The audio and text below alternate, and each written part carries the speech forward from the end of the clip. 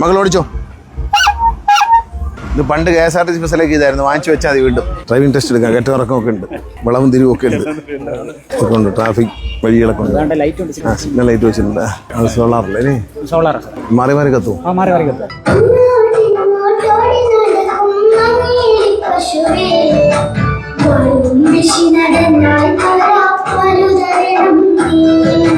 Pre primary രംഗത്ത് അന്താരാഷ്ട്ര നിലവാരമുള്ള പഠന സൗകര്യം ഒരുക്കുന്നതിനായി പൊതുവിദ്യാഭ്യാസ വകുപ്പ് നടപ്പാക്കുന്ന വർണ്ണക്കൂടാരം പദ്ധതി നടുത്തേരി ഗവൺമെന്റ് UPSൽ യാഥാർത്ഥ്യമായി. പദ്ധതിയുടെ ഉദ്ഘാടനവും സ്കൂൾ വാർഷികവും സംസ്ഥാന ഗതാഗത വകുപ്പ് മന്ത്രി KB ഗണേഷ് കുമാർ നിർവഹിച്ചു. കുഞ്ഞുങ്ങളുടെ വിദ്യാഭ്യാസ കാര്യങ്ങളിൽ പാഠപുസ്തകത്തിന് പുറത്തേക്ക് അവരുടെ കഴിവുകളും വളർത്തിയെടുക്കുന്നതിന് വേണ്ടി വിദ്യാഭ്യാസ വകുപ്പ് മുന്നോട്ട് വെച്ചൊരു പദ്ധതിയാണ്, മനോഹരമായൊരു പദ്ധതിയാണ് വർണ്ണക്കൂടാരം.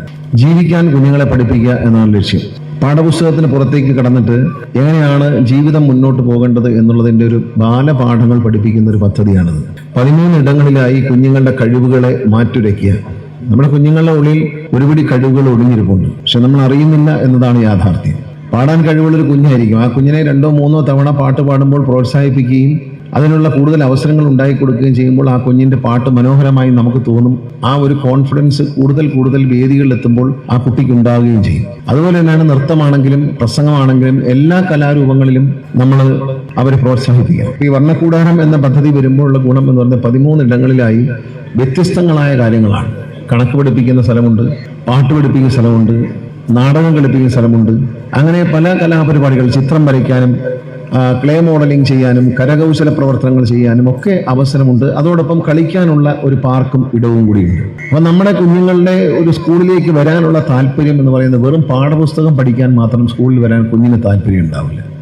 രാവിലെ സ്കൂളിലേക്ക് പോകണം എന്ന് കുഞ്ഞ് ആവശ്യപ്പെടണം. ഞാൻ അടൂരിൽ ഈയിടെ ഒരു സ്കൂളിന്റെ ചടങ്ങിൽ പങ്കെടുപ്പോൾ ഒരു കുട്ടിക്കും രക്ഷിതാക്കൾക്കും അവാർഡ് കൊടുത്തു. ഒരു ദിവസം പോലും മുടങ്ങാതെ സ്കൂളിലെത്തുന്ന കുഞ്ഞ്. ഈ കുഞ്ഞിന് ഒരു ദിവസം പോലും ആബ്സെന്റ് ആയിട്ടില്ല.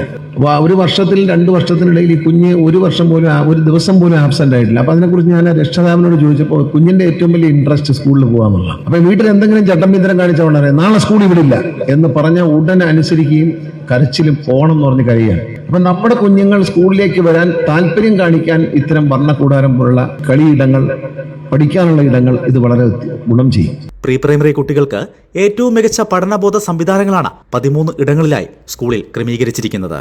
ചടങ്ങിൽ തലവൂർ ഗ്രാമപഞ്ചായത്ത് പ്രസിഡന്റ് VS കലാദേവി അധ്യക്ഷത വഹിച്ചു. പ്രഥമ അധ്യാപകൻ സോമനാഥ ശർമ്മ സ്വാഗതവും ജില്ലാ പ്രൊജക്ട് ഓഫീസർ സജി തോമസ് പദ്ധതി വിശദീകരണവും നടത്തി. ചടങ്ങിൽ വർണ്ണക്കൂടാരത്തിന്റെ അണിയറ ശില്പികളെ പത്തനാപുരം ബ്ലോക്ക് പഞ്ചായത്ത് പ്രസിഡന്റ് ആനന്ദവല്ലിയും സ്കോളർഷിപ്പ് വിജയികൾക്കുള്ള അനുമോദനം ജില്ലാ പഞ്ചായത്ത് അംഗം അനന്തു പിള്ളയും നിർവഹിച്ചു. ചടങ്ങിൽ നെടുവന്നൂർ സുനിൽ, നിഷാമോൾ, RL വിഷ്ണുകുമാർ, സുധാജെ അനിൽ, ഗായത്രി ദേവി, ഷാജി, രഞ്ജിത്ത്, ശശികല മോഹൻ, ബേബി തേവലക്കര, രാജീവ്, രാജി, ഷീന, ബാഹുലയൻ, ബാബുക്കുട്ടി, G അതുൽകൃഷ്ണൻ എന്നിവർ ആശംസകൾ അർപ്പിച്ചു.